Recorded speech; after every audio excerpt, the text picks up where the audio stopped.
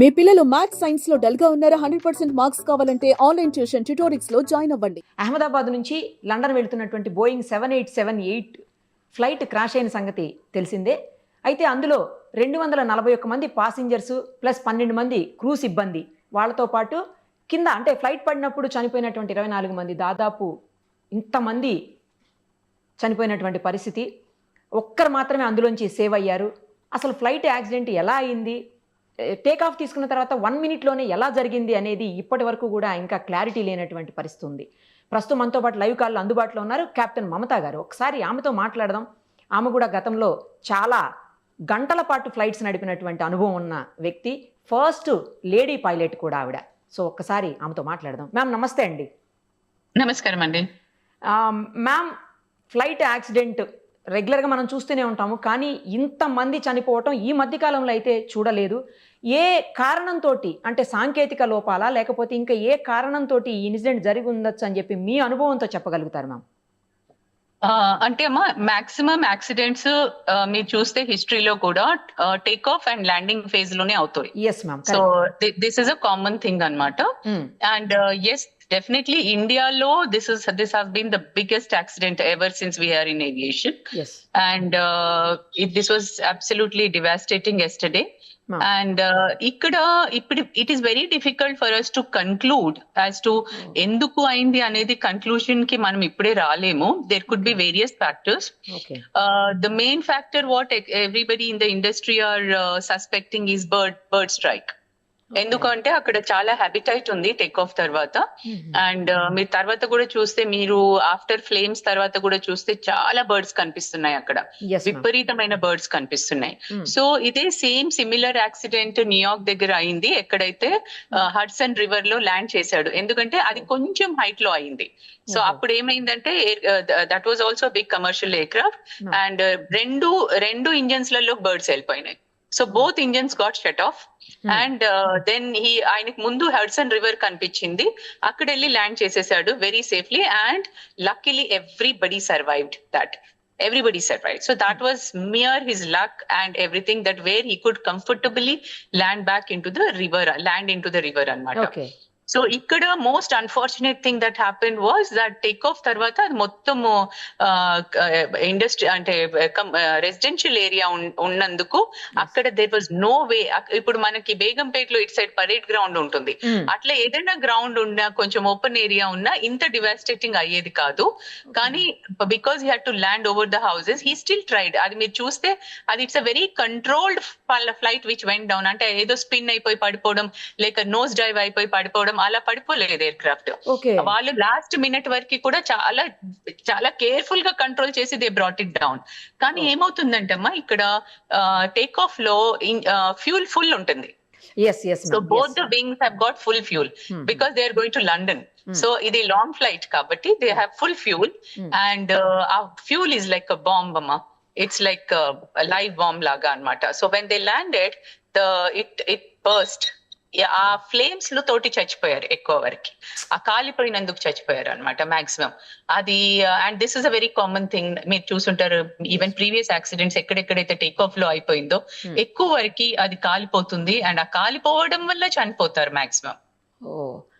Landing అయితే కొంచెం fuel తక్కువ అయిపోద్ది కదా మ్యామ్, అంత తగ్గిపోతుంది, చాలా తగ్గిపోతుంది. ఎస్, ఇంకొకటి ల్యాండింగ్ లో ఫ్లేమ్స్ ల్యాండింగ్ లో చాలా తగ్గిపోతుంది.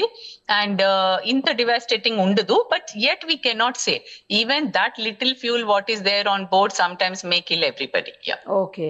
ఇంకొకటి కూడా మ్యామ్, ఇప్పుడు బర్డ్స్ ఈ బోయింగ్ పెద్ద ఫ్లైట్స్ ఏవైతే ఉంటాయో వాటిలోకి, అంటే ఇప్పుడు చిన్న ఫ్లైట్స్ ఉంటాయి కదా మ్యామ్, చిన్న ఫ్లైట్స్ ఉన్నప్పుడు ఏంటంటే బర్డ్స్ అటాక్ చేసినా కూడా చాలా స్పీడ్గా ఫ్యాన్స్ తిరిగేసి బర్డ్ని చంపేస్తుంది, అసలు బర్డ్ లోపలికి వచ్చే అవకాశం ఉండదు అని విన్నాను. కానీ పెద్ద ఫ్లైట్స్లో ఏంటంటే ఇలాంటి ఫ్యాన్స్ సిస్టమ్ ఏది ఉండదు, బర్డ్ డైరెక్ట్ లోపలికి వచ్చేస్తుంది అని అంటున్నారు మ్యామ్, నిజమేనా అది? అవునండి, ఎందుకంటే ఇప్పుడు మనకి దీన్ని two different type of air crafts. ఒకటేమో మనం ప్రొపెల్లర్ ఎయిర్ క్రాఫ్ట్స్ అంటాం, ఏదైతే టర్బోజెట్ ఉంటుంది, పిస్టన్ ఇంజిన్ ఉంటుంది. దాంట్లో ప్రొపెల్లర్ మూవ్ అయినందుకు జనరల్ గా బర్డ్స్ చాప్ అయిపోతాయి, ఆ రొటేషన్ వల్ల అవి చాప్ అయిపోతాయి. But that is still damage to the air craft and to this thing. కానీ అది అంత డ్యామేజ్ కాదనమాట ఎంతైతే మనం అనుకుంటామో. Okay, Okay. ఇక్కడ ఏంటంటే ఇక్కడ the technology is different. Jet engines లో ఏంటంటే ఇంజిన్ ఎయిర్ ని సక్ చేసుకుంటది, ముందున్న ఎయిర్ ని సక్ చేసుకొని వెనక్కి వదిలేస్తుంటది అనమాట. ఓకే. సో అక్కడ ముందు ఆ బర్డ్ ఉండనియండి, మీరు చూసారు లాస్ట్ టైం ఒక యాక్సిడెంట్ అయింది ఎయిర్పోర్ట్ లో, అంటే ఒక మనిషి దాని ముందు నుంచి పోతుంటే సక్ అయిపోయాడు, అవును మ్యామ్, మనిషి సక్ అయిపోయాడు అందులోకి. So it basically sucks all the air which is in front of it. So అక్కడ ఫ్లాక్ ఆఫ్ బర్డ్స్ ఉంటే అది మొత్తం సక్ అయిపోతాయి అనమాట. దెర్ ఈస్ అ పాసిబిలిటీ, అంటే these are all what we're just suspecting, these are all the suspect, అంటే we're just thinking it could be any other reason also which we cannot right now say. కానీ general గా ఏమవుతుందంటే what we're expecting a technical snag అని common man అనుకునేది కొంచెం చాలా remote chances. ఎందుకంటే technical snag అయినా కానీ ఒక ఇంజిన్ ఫెయిల్ కావచ్చు, కానీ రెండు కావడం is the very very rare అండి. ఇప్పటి వరకు మేము వినలేదు ఎప్పుడు కూడా రెండు కూడా టెక్నికల్ స్నాగ్ తోటి ఫెయిల్ అయిన సినారియో మేము ఇప్పటి వరకు చూడలేదు. అందుకే పైలట్స్ కి కూడా మొత్తం ట్రైనింగ్ ఉంటుంది. వన్ ఇంజిన్ ఫెయిల్ అయినా వాళ్ళు జెంటల్ గా క్లైంబ్ అయ్యి మళ్ళీ వచ్చి ల్యాండ్ అయ్యేటట్టు ఉంటుంది అనమాట.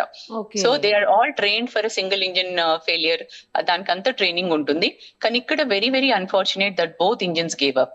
So the only thing we can correlate back is that Hudson River ఏదైతే అయిందో న్యూయార్క్ లో.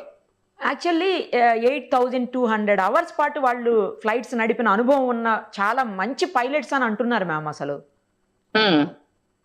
అవునండి, they are very well experienced captain and he was rated as one of the good captain in Air India. So I strongly feel it may not be a pilot error, and but at the same time we still have to see, and we have to wait and see what exactly the investigation is going to come out. Ma'am ఇంకొకటి కూడా వినిపిస్తోంది ఏంటంటే Boeing తర్వాత air bus అనే two types of flights ఉంటాయి. Boeing అన్ని కూడానేమో US లో తయారవుతాయి, తర్వాత ఎయిర్ బస్లు అన్ని కూడా జర్మన్ టెక్నాలజీతో తయారవుతాయి, అంటే జర్మన్లో తయారవుతాయి. సో జర్మనీ టెక్నాలజీతో తయారైనటువంటి ఆ ఫ్లైట్స్ అన్ని కూడా చాలా స్ట్రాంగ్ ఉంటాయి. ఈ బోయింగ్ విమానాలు మాత్రం ఈ మధ్య కాలంలో చాలా ఎక్కువగా యాక్సిడెంట్స్ అవుతున్నాయి అని చెప్పండి. I'm sorry, no, this is a myth andi. This is a myth. Boeing is an equally good aircraft like Airbus. Atla manaku in fact Dreamliner is one of the best aircraft andi. Ippudu edaithe 787 crash aindo, this is the best aircraft today in the air. And any countries lo fly avutundi idi. All long range flights are carried on 787s only.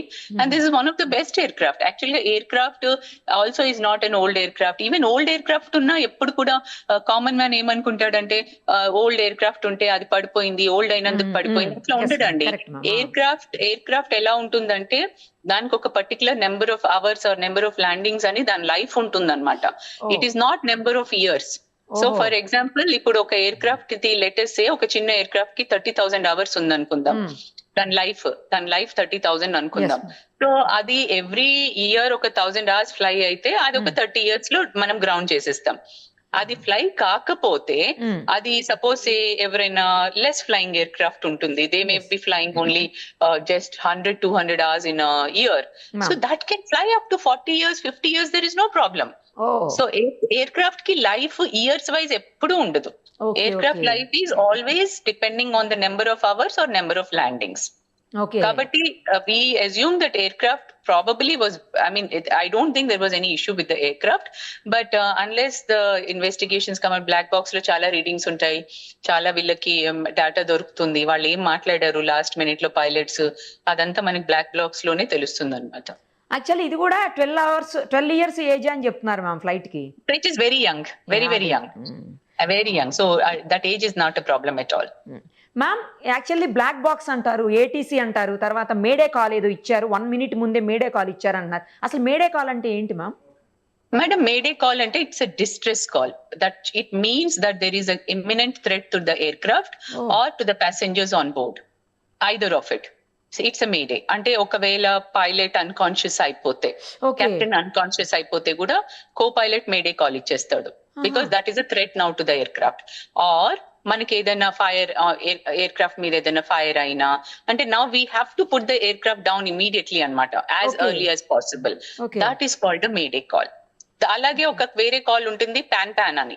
Pan ante it is a it's a urgency call, but not a distress. Ante there is no danger to the aircraft, but it could be some medical emergency ఉండొచ్చు, ఏదైనా ఏదైనా passenger కి heart attack రావచ్చు, అట్లాంటి ఏమైనా calls ఉంటే we give them a pan call అన్నమాట. అంటే there is an urgency but it's not a distress. Okay okay అంటే Yeah, so there are call two బట్టి different మీకు calls. అర్థమైపోతుంటుంది అది ఏం కాల్ అనేది. Yeah, so there are two different calls అన్నమాట, distress and an urgency call. Okay So Mayday is a distress call. Ma'am ATC అంటే ఏంటి, అలాగే బ్లాక్ బాక్స్ అంటే ఏంటి, ఏముంటది అందులో? ATC అంటే ఎయిర్ ట్రాఫిక్ కంట్రోల్ అమ్మా.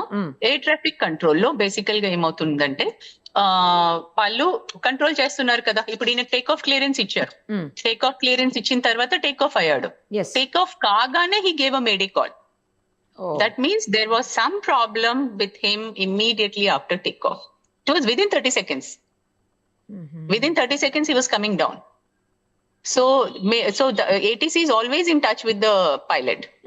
So మేము మాకు ఏ ఎమర్జెన్సీ ఉన్నా ఏది ఉన్నా we immediately inform them on the ATC. ఆ ATC అనేది ఎలా ఉంటుందంటే అమ్మా, ఇది ఒక ఫ్రీక్వెన్సీ మీద మేము మాట్లాడుతున్నాం. సో మేము ఇప్పుడు ఆ ఫ్రీక్వెన్సీ మీద మేము మేడే కాల్ ఇస్తే అన్ని ఎయిర్ క్రాఫ్ట్స్ ఏవైతే ఆ ఫ్రీక్వెన్సీ మీద ఉన్నాయో అందరూ వింటారు. Okay. So that aircraft which is in distress will get a priority. So మిగతా ఎయిర్ క్రాఫ్ట్స్ ని దూరం పంపించేస్తారు వెంటనే. ఇక్కడ ఆ టైం లేదు, ఇక్కడ it happened, everything happened in 30 seconds కాబట్టి ఆ టైం లేదు. కానీ ఫర్ ఎగ్జాంపుల్ ఇప్పుడు ఒక few months back, I can say somewhere last ఒక 6-7 months బ్యాక్ బేగంపేట్ లో ఒక ఎయిర్ ఫోర్స్ ప్లేన్ అన్నమాట, వాళ్ళు టేక్ ఆఫ్ అయిన తర్వాత వాళ్ళ హైడ్రాలిక్ సిస్టమ్ ఫెయిలియర్ అయిపోయింది, total hydraulic system failure. And they had lot of fuel on board. Air crafts కూడా ఎలా ఉంటాయంటే ఇప్పుడు మనం టేక్ ఆఫ్ వెయిట్ వేరే ఉంటుంది, ల్యాండింగ్ వెయిట్ వేరే ఉంటుంది. అంటే suppose my take of weight is x tons అనుకుందాం. Now x minus something will be my landing weight. అంటే ఇప్పుడు నేను ఒక 2-3 tons ఫ్యూల్ బర్న్ చేసిన తర్వాతనే నేను ల్యాండ్ అవ్వగలుగుతాను. I cannot land with the same takeoff weight. So అలా కాబట్టి ఈ ఎయిర్ క్రాఫ్ట్ ఏదైతే ఎయిర్ ఫోర్స్ ఎయిర్ క్రాఫ్ట్ ఉండేనో వాళ్ళు ఏమైంది, టేక్ ఆఫ్ అయిపోయారు, హైడ్రాలిక్ ఫెయిలియర్ అయింది, they are safe, there is no problem. Hydraulic failure అంటే basically some systems will not work and one of the main system is your landing gear. So landing gear లక్కీగా ఏమైందంటే వాళ్ళు ఇంకా retract కూడా చేయలే, వాళ్ళకి పైకి వెళ్ళలే. దీంట్లో కూడా చూస్తే మీరు ల్యాండింగ్ గేర్ ఇంకా కిందికే ఉంది. సో అలాగే వీళ్ళు టేక్ ఆఫ్ కాగానే హైడ్రాలిక్ ఫెయిలియర్ వార్నింగ్ వచ్చినందుకు వాళ్ళు ఇమీడియట్ గా రిపోర్ట్ చేశారు. సో అప్పుడు ఏం చేశారు, బేగంపేటలో మిగతా ట్రాఫిక్ నంతా డైవర్ట్ చేసేసి అతను ఒక్కడనే ఒక హాఫ్ అన్ అవర్ వరకు అబౌవ్ పెట్టారు. తర్వాత he was little comfortable though hydraulic failure is still showing the warning. కానీ what he said is that I need to burn the fuel for 2 hours. So he stayed just above the airfield only. He was burning the fuel for 2 hours and then he came and made a safe landing.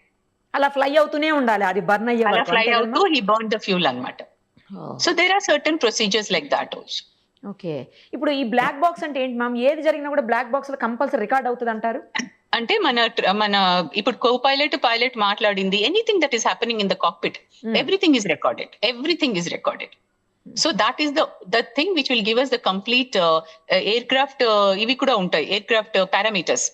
అంటే air craft ఎంత height కి వెళ్ళింది, ఎంత speed ఉండే, ఏముండే, అది ఎలా descend అయింది, అండ్ అది ఎంత రోబస్ట్ ఉంటుంది అంటే ఈవెన్ ఎయిర్ క్రాఫ్ట్ కాలిపోయినా అది కాలదు. ఇప్పుడు అది దొరికిందంటే మనకు మొత్తం వచ్చేస్తుంది ఏం జరిగిందని, మొత్తం డేటా వచ్చేస్తుంది అనమాట, including the voice recording. Air craft data and the voice record అన్ని వస్తాయి దాంట్లో. ఓకే మ్యామ్, ఫైనల్లీ ఒక్కటి చెప్పండి మ్యామ్, ఇప్పుడు మేడే కాల్ వచ్చేసింది అంటున్నారు, మేడే కాల్ వచ్చిన తర్వాత వీళ్ళకి ఇంకా అసలు టైం లేకుండిందా? లేదండి, because ATC was calling him back and they didn't respond. వాళ్ళకి ఏటీసీ మళ్ళీ వాళ్ళని కాల్ చేస్తుంది ఎయిర్ క్రాఫ్ట్ ని, but they didn't respond after that. Okay, అంటే బర్డ్ అయ్యే అవకాశం ఇప్పుడు ఏటీసీ నుంచి వాళ్ళకి మేడే కాల్ వచ్చింది కదా మ్యామ్, ఆ కాల్ వచ్చినప్పుడు ఏటీసీ నుంచి కాదు, ఎయిర్ క్రాఫ్ట్ నుంచి ఏటీసీకి వెళ్ళింది కదా కాల్. ఆ వెళ్ళినప్పుడు వాళ్ళంటే ఈ ఇంజన్ లో ప్రాబ్లం ఉందని ఉద్దేశం, లేకపోతే బర్డ్ హిట్ చేసింది అది కూడా చెప్పలే వాళ్ళు, they didn't announce a bird hit అని అనౌన్స్ చేయలే వాళ్ళు. ఓహో, సో స్టిల్ వీఆర్, అందుకే మాకు ఇంకా there are so many openings ఇంకా అన్నమాట. We can't make out unless we get to know. ఆ బ్లాక్ బాక్స్ లోనే చాలా ఇన్ఫర్మేషన్ తెలిసిపోతుంటది. ఎప్పటికి తెలుస్తుంది మ్యామ్ అది? మన కంప్లీట్ ఇన్ఫర్మేషన్ మినిమం టేక్ ఈ బ్లాక్ బాక్స్ వీళ్ళు మళ్ళీ మ్యానుఫ్యాక్చరర్ కి వెళ్తుంది దాని అనాలిసిస్ కోసము. సో నేను అనుకోవడం అయితే మోస్ట్ మినిమం 15 రోజులు పడుతుంది. అబ్బా, అది minimum. Yes yes, okay. because they'll also study kada, manufacturer also has to study the whole data, everything. They cannot simply conclude something.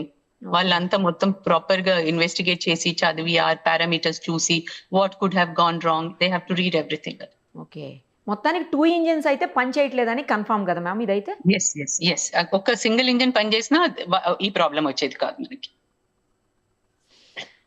Thank you ma'am, thank you so much. చాలా information ఇచ్చారు మీరు busy ఉన్న స్కెడ్యూల్లో కూడాను.